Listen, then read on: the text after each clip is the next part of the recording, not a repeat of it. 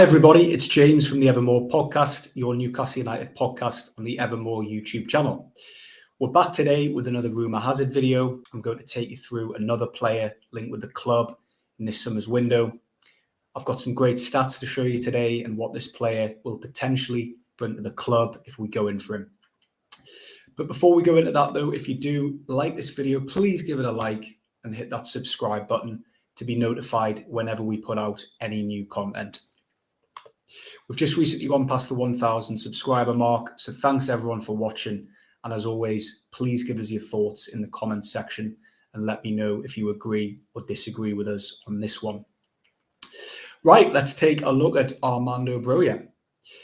Now, this one's come to light because of the recent developments with Hugo Ekitike. We all know, or we're all led to believe, that this deal has stalled now. It sounds like we aren't happy with how those negotiations are going, and it looks like we could walk away from this one if an agreement can't be reached with the player, and more specifically with the player's agent. If so, we would have to look at alternatives. A striker, a forward player, as we all know, is a huge priority in this window, and Broja could potentially be the player we end up going for. He's a very exciting prospect, still very young at only 20 years old, yet to hit his peak, but already and has been playing at a very high level in the Premier League. Currently still a Chelsea player, but was on loan at Southampton last season. Already has 14 caps for his country, Albania, who just missed out on qualifying for this year's World Cup also. And prior to his loan spell at Southampton, he also had a very successful spell at Vitesse in the Dutch league, finishing as the joint top scorer for the club in the 2021 season with 10 goals. So already in a fairly short space of time, he's done enough to earn himself a pretty good reputation around Europe. He was certainly a surprise star last season, caught the eye of many, including myself, especially at the start of last season. He had a very good start to the campaign, but it's fair to say his form dipped somewhat near the end of the season as the Southampton season went out with a bit of a whimper, it has to be said. I would describe him as the traditional pressing type of forward. His biggest strength, arguably, is his work rate and aggression. His ability to make plays after winning the ball back is what has elevated him into a potential future star. And when it comes to carrying the ball out from the back in open space up the pitch, starting counter-attacks, he's very, very good at doing that. He creates goals by dribbling defenders. He loves to have the ball at his feet, loves to dribble with the ball. And yeah, he's a very quick player. He uses his quickness and his physicality to put defenders on the back foot. So if we just take a look at some of his stats now, I think it's fair to say they aren't really anything to get too excited about. If you look at this slide, these are stats per 90 compared to forwards from the top 5 European leagues. And he ranks fairly low in terms of assists, shot creating actions and goal creating actions. And again, fairly low on goals and shots, which is a bit of a concern for a striker. Is it 0.27 goals per game? That's roughly 1 goal every 4 games. That's not great numbers. Mind, on the flip side of that, Southampton aren't known for scoring many goals. I think they were the 6th lowest scorers in the Premier League last season. So that does put things into perspective just a bit. On the plus side, he scores much higher for shots on target and attempted dribbles. He clearly is a player who likes to have the ball at his feet. But again, looking at his possession stats, his passing and his hold-up play, they aren't particularly great. I think we do have to look at the bigger picture with this one, though. He's still very, very young. I mentioned earlier, he's only 20 years old. He's got huge potential. Surely these numbers improve with age, the older he gets.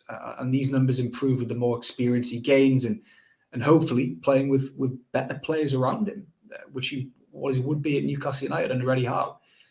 He's clearly a good forward, but right now it's perhaps nothing more than that. And I think he does seem to probably need a bit of time to improve his game somewhat. I would be very surprised if Chelsea did want to keep him.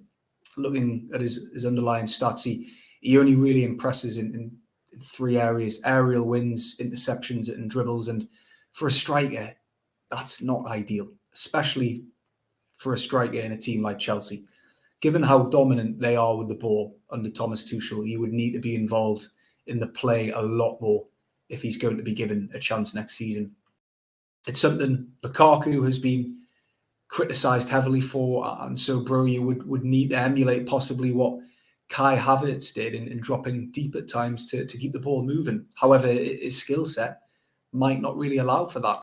Look, he's clearly a raw talent with a lot to learn when it comes to the more clinical side of the game. He does need to improve on his goals, on his numbers.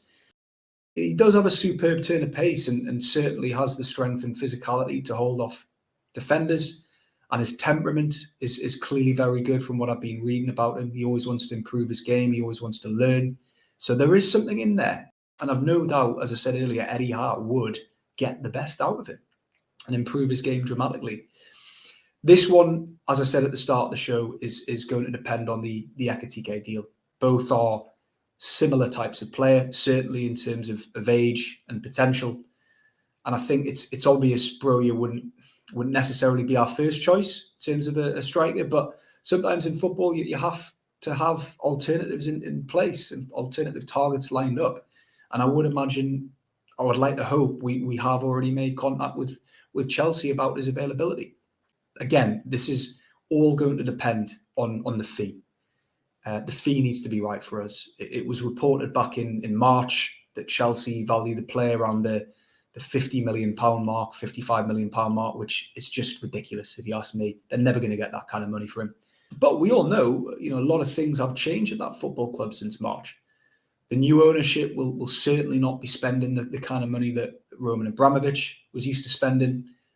I'd be surprised if we were still seeing this continuous trend of players being sent out on loan season after season, like what we used to see under Abramovich. And on that basis, possibly fringe players like Broja, who in my opinion have a very slim chance of breaking into the first team next season, they will be looked at as sellable assets this summer. So if we can get this player for around the £30 million mark, I don't think that would be a bad bit of business at all. I think we can do a hell of a lot worse than Broja. Let me know what you think in the comments, guys, if you agree or disagree with me on this one. Certainly, in my opinion, a lot of untapped potential and certainly one for the future.